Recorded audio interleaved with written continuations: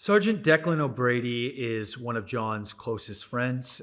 They serve together, and throughout the film, John confides in him, and he does what he can to pull strings for John.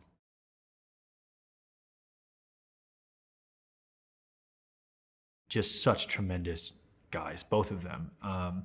I think we all kind of clicked pretty fast, and we discussed briefly John and Declan's relationship, and then the day of filming, we had another conversation in Guy's trailer about the extent of their relationship and kind of ways to hint on the fact that they may have known each other earlier. So it's been a tremendous experience, and Guy is such an incredible director, and Jake is such a phenomenal actor, and getting to work with them is just incredible.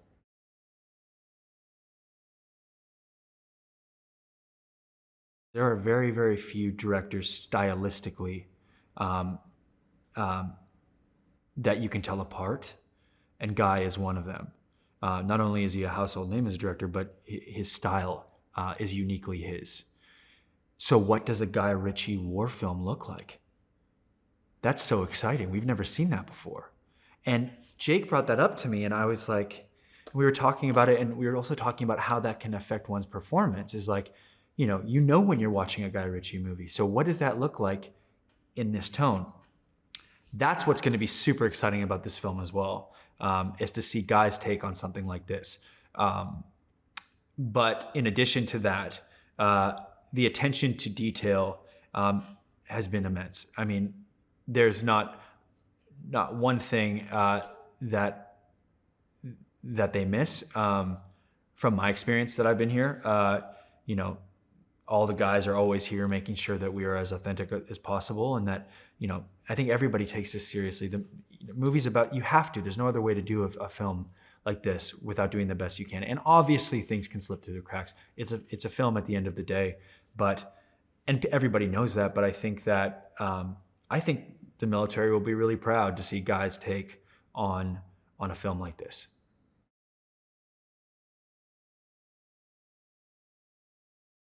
Yeah, randomly, Johnny Lee Miller and I hit it off so quickly. Like he finished today that we're filming, and I feel like I've known the guy for years. He's such a good dude.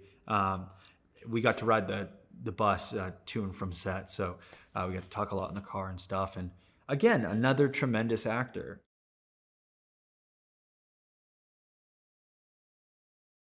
I do think that this film gives a new take on the Afghan war, and I think that, like the films prior and the films that come afterwards, they're all necessary to give a broader context of what that was like.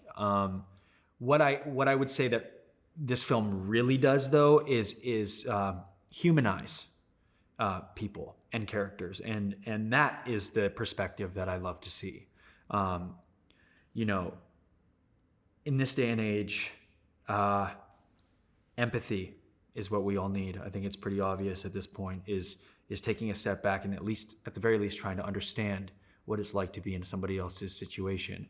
And Jake's character, John, has to go through his own journey of realization through this brutal experience. He comes home and realizes that the person who allowed that to be possible, that person's life's still at risk. And he has a moral obligation to go back and get him.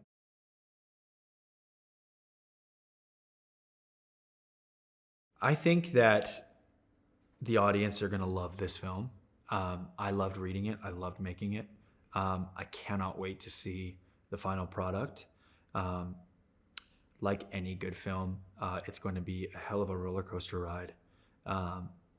And like any good film, this film is going to make you think in the end.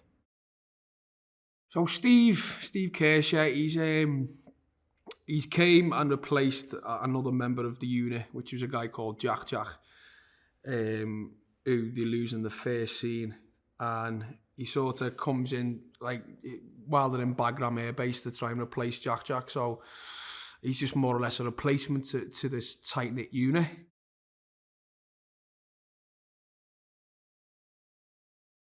Steve sort of deals with that in a way of keeping his respect by not trying to be over confident and trying to fit in. He's just sort of trying to respect the fact that they've obviously lost a close friend. So for him, it's sort of like, well, you know, I'm going to respect and you know, cherish that and keep me distance from the other guys until he's sort of brought in. It's in a sense to be like, well, you know, you're one of us, or you know, would you? There's a scene where I got given a can of beer to sort of fit into to say goodbye to Jack. So I think that was his sort of like, you know, with the lads trying to get him to fit him. So psychologically for him, I think, you know, yeah, you know, he's just sort of trying to be respectful as being a newbie and like, you know, I'll come in when everyone's ready for me to come in type of thing.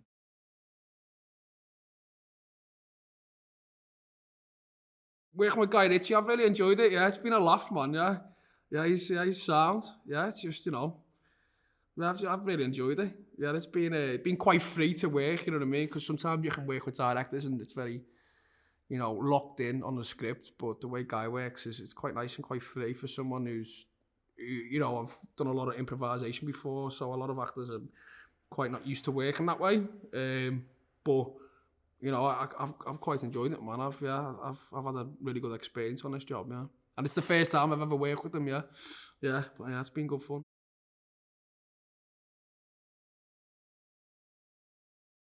You know, to work with Sean and Reese and Jay, you know, there was it's been quite interesting really, because I remember a day on set, and, you know, we all sort of sat around and discussed about men's mental health, which I've never really done before on a job, and we all really opened up, and I felt like that was a moment in a you know, in a job I've never experienced before, people being honest with each other. So yeah, the camaraderie on set, like we're very close, and it's a really you know, close knit group, and I think Cower, the military advisor, has a lot to sort of thank for that, because he's made us sort of get together and just like get on.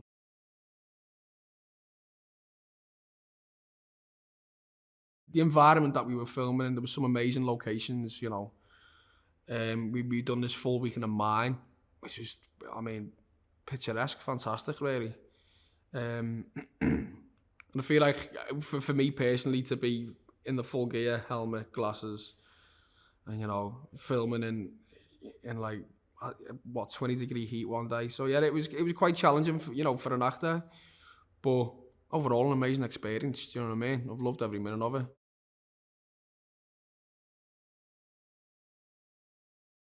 Yeah, I think it does bring a new perspective on it, because funny enough, I put something up on Instagram about doing this project, and a friend of mine who fought in Afghanistan messaged me and said, you know, it's about time that the Afghans get some recognition, because, you know, they fought, you know, side by side with us, and they were very valiant. So it was nice for someone to say that, who's come from a military background, who fought in Afghanistan. So yeah, I feel like the story hasn't really been told before about you know, a guy who's an interpreter, and you know, it just shows that, you know, it wasn't just all about Western input. There was a lot of people who were from that country that wanted to change it for the best, you know. He's proud to be an American guy. He's one of the elders of the group. John Kinley, Jake Gyllenhaal's character's right-hand man. They're battle buddies. They've gone through it. So whenever there's a conflict in the scene or something's happening, Eduardo's right behind. You know, so God forbid anything happens to John, he's next in line. You know, so he's kind of, you know, the kind of guys are younger. They're all special forces, so they're all equals, if you will. But, you know, some have been there longer. And Eduardo's definitely the guy to take up the helm. God forbid anything happens to John.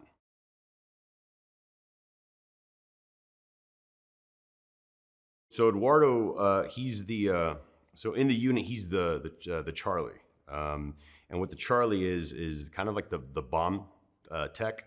He's a mechanic. I mean, he's got to fix something. He's got to find a bomb. He's got to take out an IED. That's what he does in the unit. As far as his kind of personality with the guys, kind of older, you know, not begrudging, but, you know, he's kind of knows his place. They know his place. They respect him. They mess with him.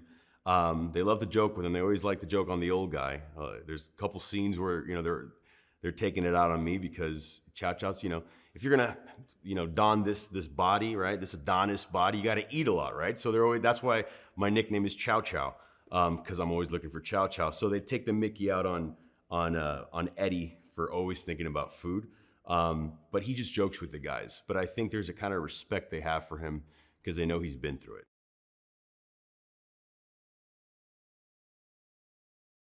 Working with Guy has been honestly a manifestation dream come true. He has been one of my favorite directors. I'm not just saying this right now because I'm doing this. He really has been, from like Snatch to his latest, The Gentleman, everything in between. His style, you know, it's so stylistic. You know, the Guy Ritchie stamp is so evident in every film he does, which was interesting for this one because I think it's a departure from what he's done, which is London, gang, you know, kind of very London. This is completely different. So I'm so excited to see how he stylizes his print on it, right? But he's been fantastic. I think it's been, at first it's a little jarring because, you know, as an actor, you prepare, you learn your scenes, you learn your sides, you go to set, memorized, and if you forget a line, you ask for it, but it happens. But you come to set with Guy, and honestly, the movie's being written as we go based on, you know, what's going on at the moment. You know, what can we do? Can we use the sunlight? Yesterday we had a bomber airplane take off. They're like, let's use that. Like, that wasn't supposed to happen. So you just kind of have to be ready. And I honestly think it adds excitement to what we do, because you're ever more so present in the moment.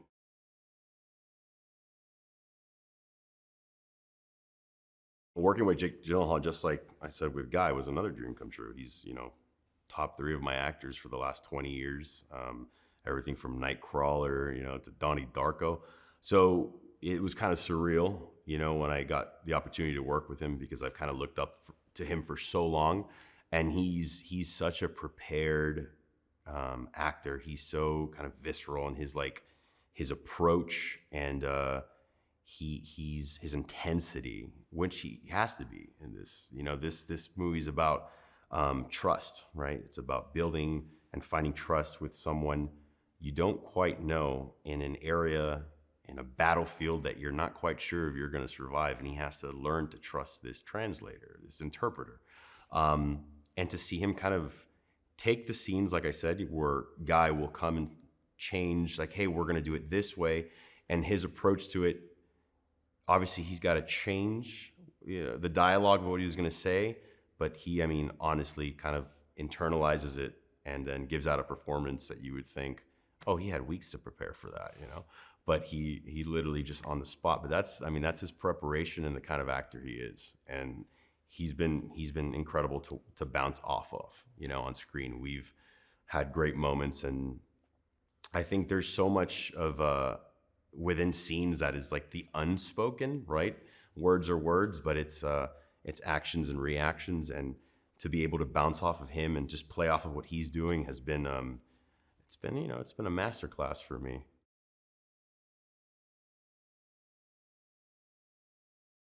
Working with Dar has been fantastic, and what I love about Dar in this film is that I kind of equate it to a hurricane. I grew up in Miami, so we got a lot of hurricanes, right? So these Category 5 hurricanes, it's winds of 170 miles per hour, total destruction, right? On the outskirts, that's what we are. That's what the special forces are, the Taliban, John, everything else. That's the hurricane, correct? The eye of the storm, the middle is the calm, right? The middle is where it's always calm. You can literally get hit by the outskirts, and then the eye of the storm passes you, and it's calm and quiet and still. And that's what Ahmed is in this film. That's what Dar is in this film.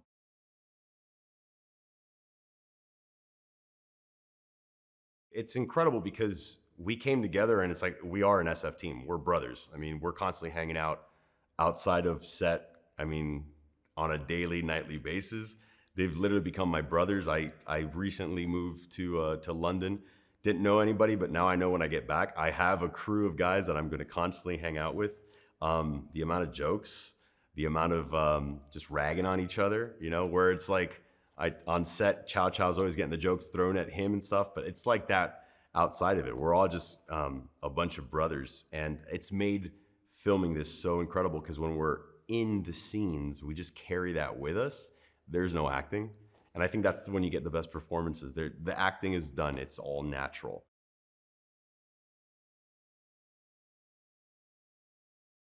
The training we had in this film was done by Kawa Malele, who is an actual Green Beret, Special Forces himself for many years.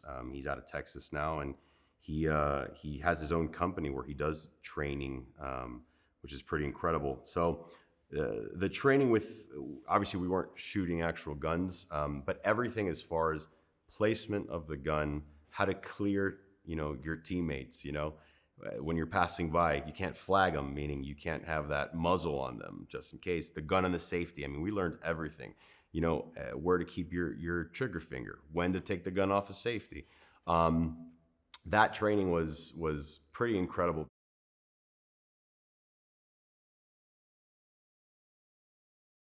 This movie, I mean, it's a story of trust. It's a story of overcoming biases. It's a story of like just love of life and truth. Because I mean, these guys are fighting a war. Whether they believe in it or not, they're fighting for their country. All right, and this movie transcends the war. It's about survival, and it's about taking care of someone who took care of you. Someone risked their life for you. I'm gonna risk my life for you as well. And I think kids, adults, grandparents of all ages can identify with that, because I think that's all it is. Like, you know, I said, life is about survival. Life is about living and preserving that and going the extra mile for someone you barely knew, didn't trust, but they did everything they can to make sure you were alive. And it's that story about survival never gets old. It really doesn't. My first conversation with Mr. Ritchie was when he was walking through blocking what he wanted a certain scene to look like. I was 10 feet away from him watching truly one of the best directors of my lifetime walk through his process. And he kept on looking back at me and saying, "Does that sound right, Dan? Does that sound right, Dan?" So that was super validating and a super cool experience.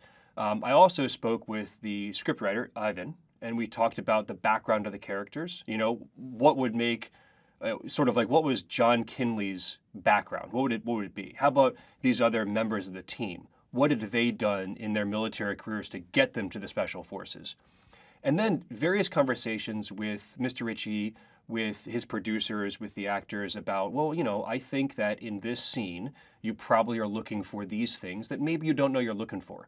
But having been in that situation in real life, I can tell you, here are the things you're worried about here. And allowing that, you know, these people who are phenomenally talented Hollywood types that do the coolest job in the world from my point of view, to let them stop and listen to me, and I'm telling them, hey, Mr. Ritchie, I think maybe you want to do this instead. And then they take that and say, yeah, why not? Let's do it. Super cool. Just one of the greatest experiences of my life.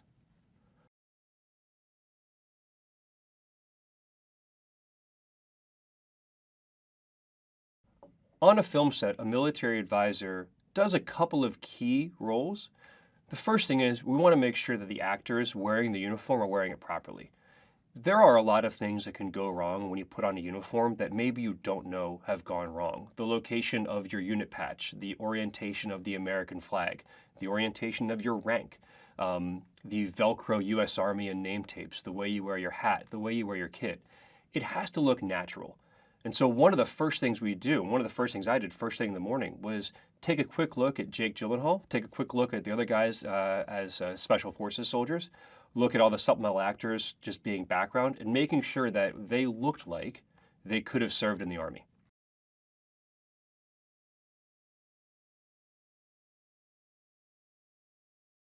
Well, luckily, by the time we were doing action pieces, the cast had 3 full days training with a former Green Beret. So when I was working with them, it was more, okay, in this scene, you're taking fire from this location. How do you respond? How do you communicate with your buddy who is also in the same location returning fire? The basics of the Army are shoot, move, and communicate. So how do we impress that on these guys who have the very basic training and look like they know what they're doing, but now we have to show them, here is how we do a fast change of a magazine. Here is how you move from your primary weapon to your secondary weapon. So from your rifle, M4 variant, to your handgun. How do you move with a buddy through fire? How do you move with a buddy through open terrain? How do you enter and clear buildings? How do you sit and orient yourself inside of a Humvee? Again, it's these things that we learn because we do it 100 or maybe 1,000 times, but we got to work with these guys to say, hey, when you're moving from point A to point B, you're going to go from your primary weapon to your secondary weapon, and you're going to take cover behind this object. How do we do that?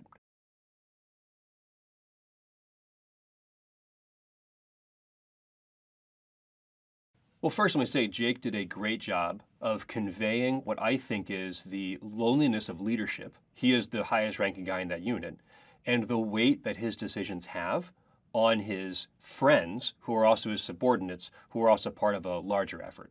So I think Jake did a phenomenal job. The first conversation that Jake and I had was about sort of what, what is his motivation for doing this? What is his role? How did he get there? How did John Kinley become Master Sergeant John Kinley? Well, you're talking 15, 16, 18 years of hard Army training. You're talking, especially at this point in the war, multiple deployments, time away from your family. At times, your fellow Special Forces soldiers are closer to you than your own family. And so his role as a team sergeant, he's a Master Sergeant, is to be ultimately in a full Special Forces team, the second in command. But he is the guy who is the constant there. The officers trade out every 2 or 3 years. The Master Sergeant stays there. He has likely grown up in this unit. So John Kinley, if you want to develop a fictional background, has been 3-3 Bravo 1 for 8 or 10 years. And he has conducted and led additional training, post-Special Forces training, of all of those soldiers you see in that film. All the Special Forces guys, John Kinley has helped develop and has pushed up and has stood for and has advocated for. So he is a leader. He is a big brother. He is a father. He is a disciplinarian. The officer doesn't really do discipline. It's the team sergeant's job. But he's also the guy who pushes back. Is it a dumb idea? Well, the Master Sergeant's the one who's going to say, that's a dumb idea. We call them the bad news bear, right? You have the officer, who's the good idea fairy, and you have the Master Sergeant, who's the bad news bear. And the bad news bear typically wins. Hey, that's a good idea, sir, but let's do it this way. And I think you see that when Jake Gyllenhaal's character speaks with Johnny Lee Miller's character.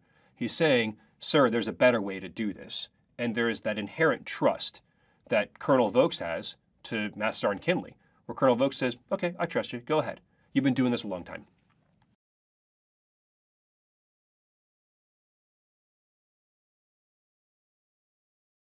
I think one of Jake's biggest questions going into the filming is, why would this guy go back for his interpreter?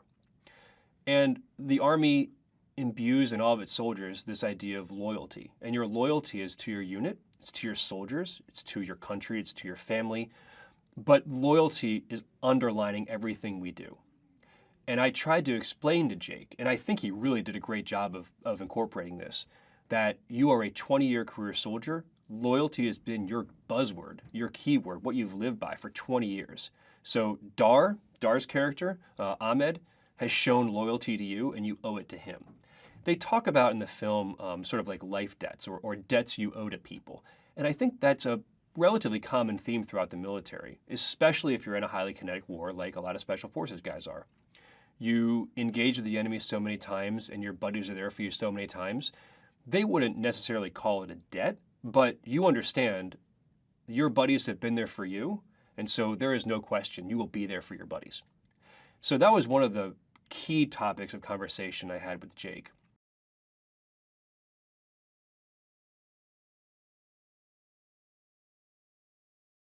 Interpreters broadly serve probably 3 functions. You have your standard unit level interpreters who work with the commanding officer to translate, no more, with their partnered Afghani or Iraqi unit. You have the higher level interpreters, like Dar's character, like Ahmed, who are embedded with specialized teams who know enough about the American culture to be able to translate local culture to what Americans might understand. And then you have the interpreters that most of us work with, which just go with you on missions, follow behind the leader, and make sure that whenever the leader says something to a local religious leader or a local community leader, it's the message is conveyed with the appropriate colloquialisms. For a guy like Ahmed, there are myriad reasons to become an interpreter. I think, and I think we've seen this over the last year or so, the patriotism present in Afghans is humbling. Here are people who lived under a relatively free regime before the Soviet invasion, then lived under an incredibly oppressive regime. And so by the time we show up in the early 2000s, it seems that it's an oral history of what times used to be like. And these are people who say, I want it to go back to that. An undercurrent throughout all of history is this yearning desire for freedom. If you can't fight against them, do the next best thing and help the people who are fighting them.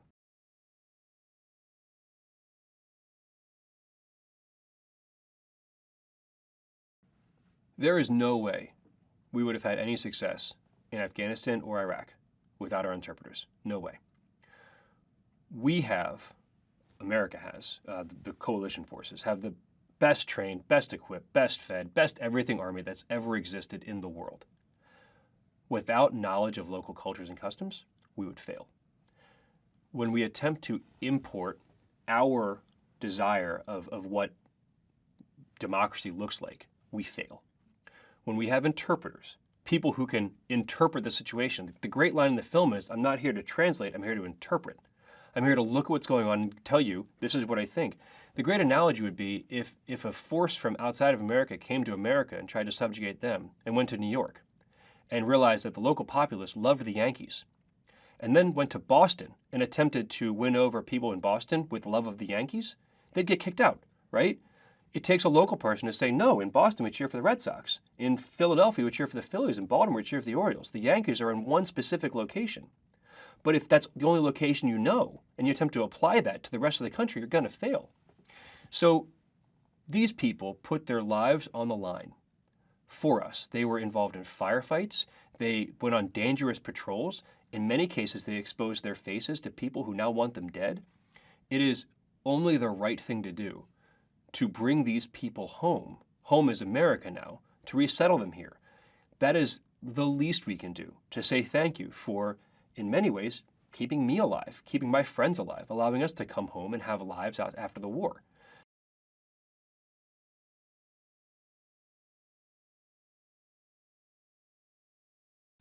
I had expectations that were far exceeded. The cast were super respectful, super nice. I still keep in touch with a lot of the members of the cast. We have a chat group where we just, keep up with each other's lives. The various directors of photography, the set director, the costume director, these people who are among the best at what they do in the world, talking to me like I'm a contemporary, which I'm not. Getting in the morning, at one point I was working on a prop, trying to fix how we were showing a weapon, and I feel a presence behind me, and it's Guy Ritchie, and he says good morning to me and wants to know how I'm doing. That's something that people still don't believe happened to me. I still don't believe happened to me. Well, Ahmed is what you would call he's streetwise, you would call it. He's a man who has done what he had to do to protect his family and to make a living. And then, so when we meet him, he's not your average translator. He knows stuff and he's done stuff, and he's this quiet, strong type.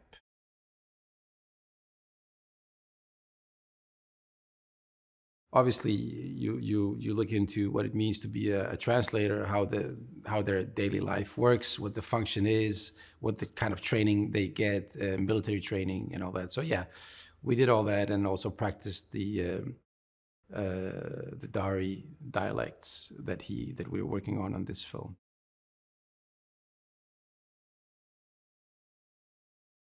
Well, the choice was made that they speak Dari. They speak Pashto and Dari in Afghanistan. So I had to learn the Dari, which is a language that I didn't speak. So it was, we found a coach, and she was very good. And it's a process when you work in a foreign language. It's just a process of repetition.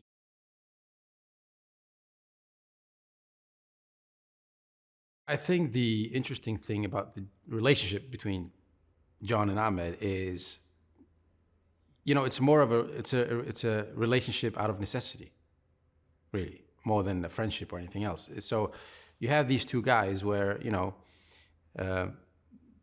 John is kind of stuck with Ahmed, like, I need you, you are my translator in this country. But do I trust you? Probably not. I mean, who are you? And the other way around is Ahmed looking at John and say, yeah, you're in charge and I'll do what you say, sir, but do I trust you to know that you know what you're doing?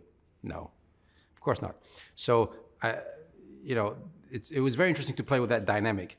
Instead of doing this traditional, I like you, you like me, we're best buddies, I'm gonna save your life, then you save my life. This is much more interesting, I think. That you have to find a way to work together. And there's always this element of mistrust or distrust in each other.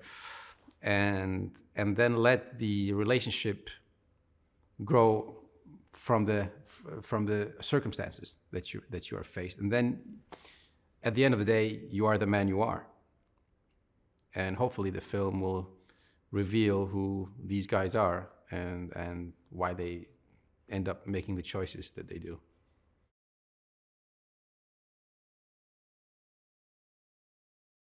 My experience in meeting Guy Ritchie was obviously after I did a self-tape, an audition, then I was told that he wanted to have a meeting. This was during the COVID pandemic, so it was in a Zoom call. So basically I was sitting home in my living room, my kitchen, and having a Zoom call with Mr. Guy Ritchie, which is a bit surreal. You've watched all his films, he's a legend. And so, but then the conversation just started, and he's a very interesting man. And I think it was one of the most, it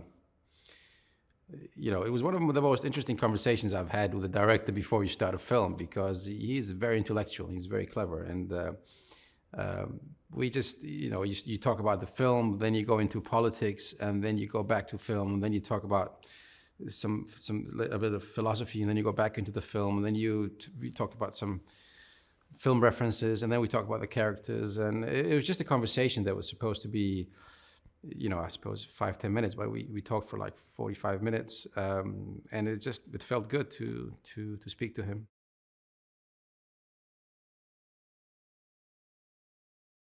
I think as an actor working with Guy, you have, it shouldn't be your first dance, because you have to be comfortable in what you're doing, and you have to be confident in what you're doing, and you have to be able to adjust, adapt and adjust, because that's the way he works. I don't think I've said one line as written in the script.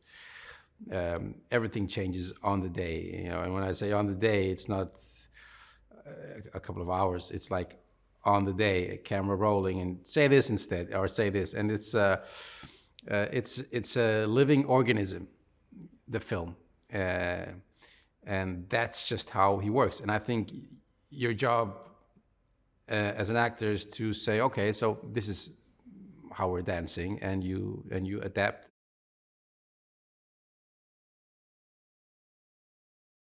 Jake needs no introduction. I mean, he did Jarhead 20 years ago, so he knows what he's doing, and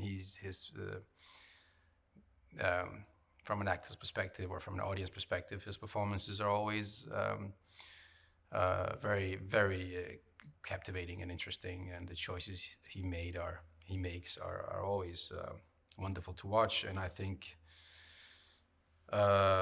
people are gonna enjoy his performance in this one as well. It's been a pleasure watching him close and working with him, and he's a very nice guy. And yeah, I think he's going to be happy with his performance as well when he sees it.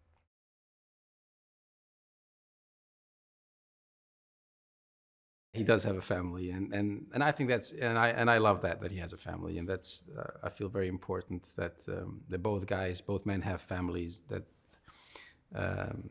drives him, and that's his motivation. I think it's nice to have a break from all the the fighting scenes and everything else that's going on, that you have something to just a normal situation in a household where you have a situation between a husband and a wife and a baby, and that because we can all relate to that. Fariba does, she has this natural presence and beauty, and she was a very good actress, so she did a great job.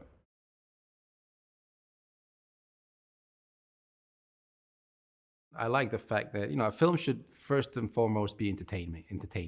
That people should watch it and hopefully eat some popcorn and have a laugh and be excited. And but at the same time, I like the fact that when, as a byproduct, that a film can show the different people from different cultures who may look apart and who may not even understand each other in the same situation that they're thrown in, at the end of the day, have the same desires and ambitions and needs, which are very simple. People just want a family, and they want to be able to keep their family safe, and they want to give themselves and their children opportunities. I think that is what binds us all. I think what was really appealing was really just it was timely. We've seen this in the news, and I quite like to work on films that I would go and see more than anything. And it is a film I would see, and I quite like the script. And Samantha, our producer, got in touch with me, and Jake Gyllenhaal, who I really enjoy working with, and we've done quite a lot together. He's very persuasive. I wasn't sure the timing would work, and it did. So we made it work, and we were prepping, and I was calling people and figuring it out, and here we are.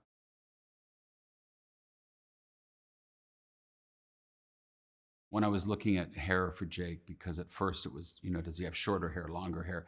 That's very tricky, once you commit to that. And then having the beard, Guy did want him having a beard. That was a distinct Guy choice that I was given sort of over a phone call by 3 other people. So I thought that initially I didn't see. I truly didn't see Jake with a beard, because he's had a beard in a lot of films. And so I'm always apprehensive with a leading man with a beard. I think it can often be, it's not always my favorite thing. But in this case, special forces do have beards. That's a fact.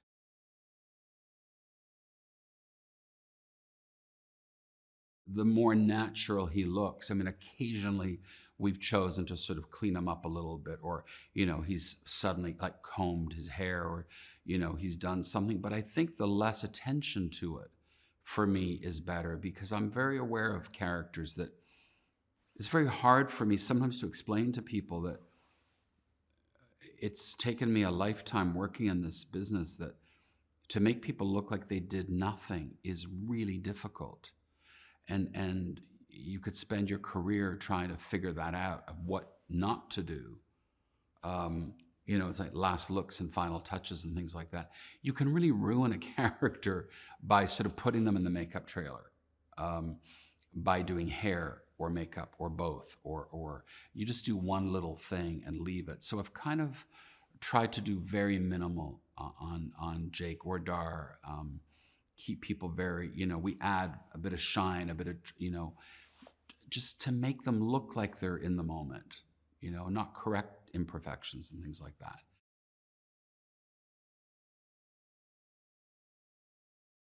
Dar's wife, very simple. She's on the run. She has a baby. This is a character who's all she thinks about is her husband and her baby. There's nothing about her that's got any vanity. And it's really important for me, because I don't believe a character the minute I see something, that the hair has been done, or the face, or even lip balm would have made me not believe her. Look at the news, people running out of what's going on today, right now in the world. People don't have anything. They have their dog, they have a baby, they have a child, a stroller and a cat and a bag of whatever. That's it. I think it's sort of an enhanced naturalism. So we've taken the spaces that Martin's made us, and they're always photographically very good anyway. They're just in their own right. They don't need loads of caressing with the light. And so we've sort of just been quite bold. And I think as we've sort of dabbled sometimes in America, we've looked for more structured, contained frames. Still with scale, but sort of feeling him sort of more contained. Whereas in Afghanistan, we feel we roll around a lot more, and the world's quite open to him. And then we've obviously got the dream sequence, which has become its own guy's own special project, which is really fun. And we use very distorting lenses and really twist the camera around and just play a lot. So we fundamentally have an awful lot of fun with the camera all the time. But I think it's always about being in there and immediate. It's not very. It's sort of, we don't really come back and stand back. It's, but we roll around a lot as well. I love rolling around characters in spaces and really feeling those spaces rather than sort of shooting just a proscenium picture. So I think that's, camera movement's been a big thing as well.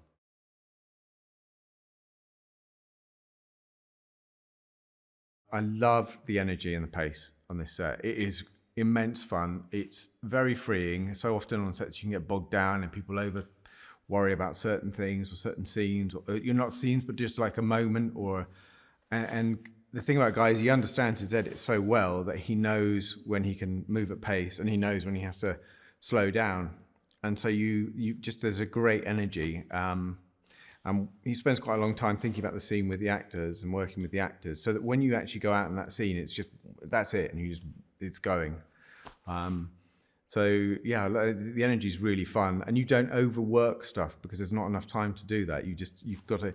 I mean, this script is it's so honest and immediate, and I felt that was a big thing about the immediacy of it. And I think that energy that he brings to the set keeps that immediacy. Sometimes photography can become over polished or over curated. And I think there's an immediate responsiveness to the photography because of the pace he puts onto the shoot.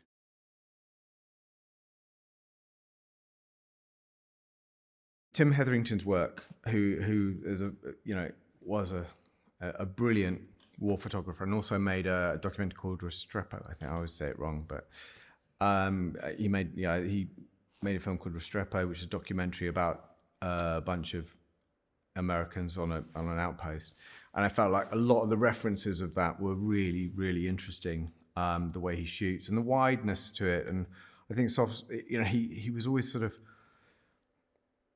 there's an intimacy in what he does, but such a huge scale, all in one photograph. And so for me, when I was like looking at how I wanted to shoot this, it was about trying to create an intimacy but still have a scale without sort of coming out for the scale and then coming back in, which is sort of more of a traditional method. It felt, and that goes back to that immediacy and the pace with which Guy wants to work, because he doesn't want you to, he's not going to let the DP run off and just do make something magnificent that doesn't mean anything to the story. Every shot has to mean something to the story, so you have to think about that. And I think that's why, obviously I love Tim Hetherington's work.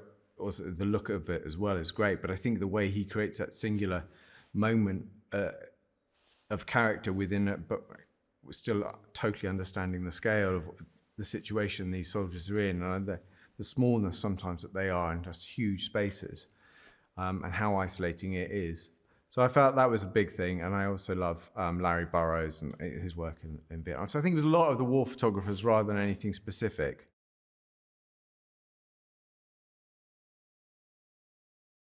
It's great shooting in the desert. I've done a few jobs in the desert. Normally the light is the biggest issue time of day, but we've been really lucky that we're shooting it early in the year, so you're not getting pinned with sort of really brutal light.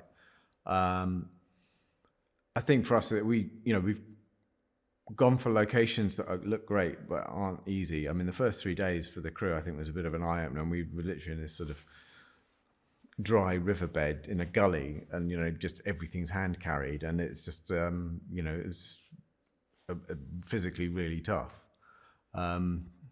And I think I think it's more the practicality of just getting cameras there and stuff. I think visually it's just been, I mean, where we're shooting is just, it's fantastic. So you just have to make sure you capture it.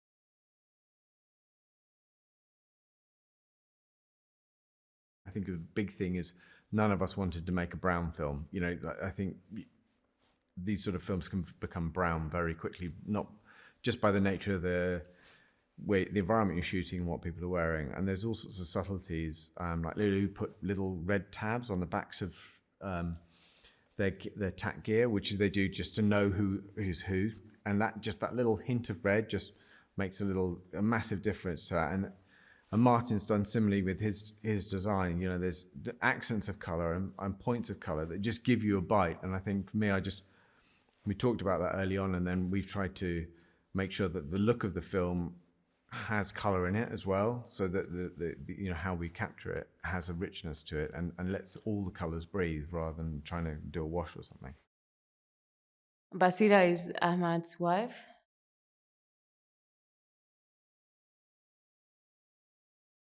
Basira is from Afghanistan.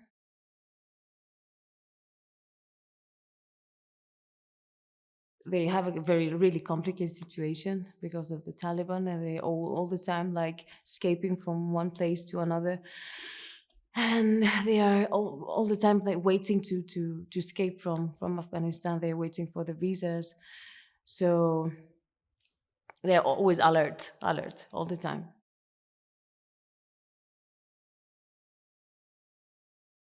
She's absolutely worried all the time, but I think she also has like confidence, and she knows that she will be okay and the baby will be okay if her husband is near her. So she knows that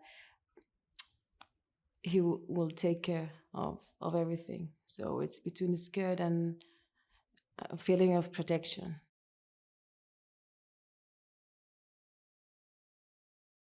They believe on what they do.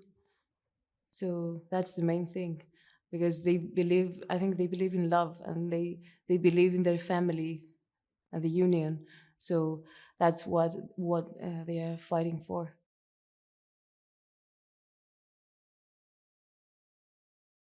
I think that they make a good team together, you know. I think that both know what each one needs, the needs of each one, so each part. So yeah, they always like collaborating with each other and helping each other, and they listen to each other, so that's important. They have great communication.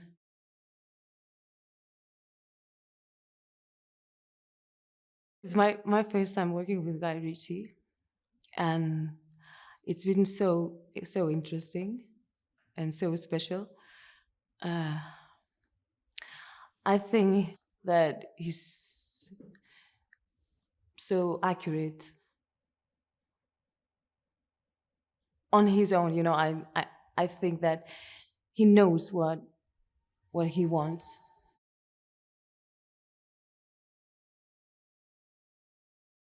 It was so fun. It was so also a little bit exhausting, but it's real life, and I was really struggling because I had a lot of weight from the baby, and then we had to run and stop and run, and yeah, but it was really fun.